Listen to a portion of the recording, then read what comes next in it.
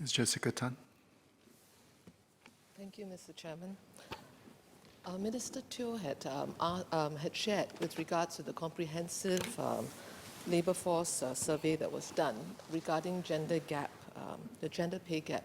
Could I ask a clarification with regards to the, it is troubling to hear that there's still 11.8% gap, although there's been improvement, but you did share that it was, some of the causes was relating to women stepping out of the workforce and then returning to the workforce.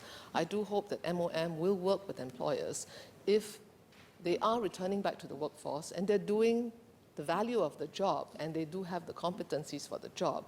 They should not be penalized and they should be paid the same value of that job, and it should be performance-based rather than how long you've been in the job or whether you've taken time out of the workforce. Thank you. Mr. Chairman, I thank the member, Ms. Jessica Tan, for giving me an opportunity to say a little bit more about how we look at the data.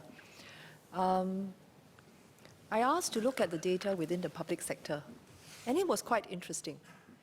For a particular scheme of service, in fact, the median pay of the female officers was higher than the males.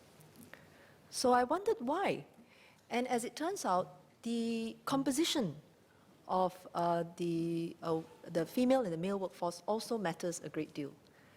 And it turns out that the nature of the work performed by females in the public sector lends themselves to earning higher pay.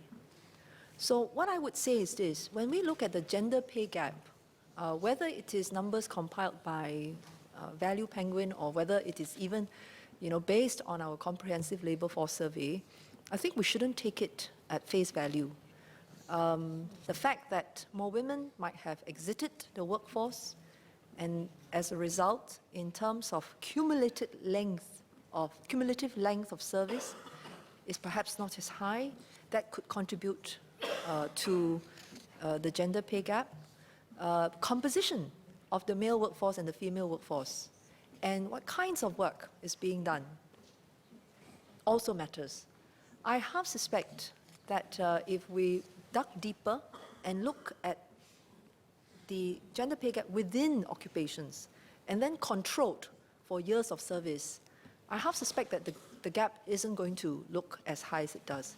But having said that, I think putting all of those things aside, I think it's still the right thing to do for us to enable as many women as possible to stay in the workforce, give them a chance to grow their careers, and not to have to choose between family and work. I think that is the right thing to do to enable them to fulfill all of their aspirations for work and family, and we will press on to do that.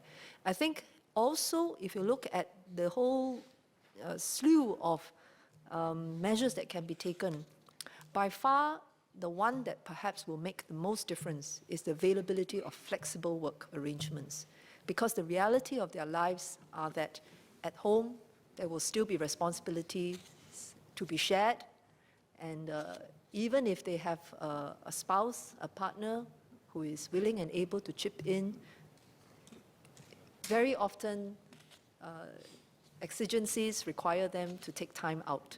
And how do we best enable persons with caregiving responsibilities, not just women, to remain active in the workforce? I think that must be the thrust of our efforts.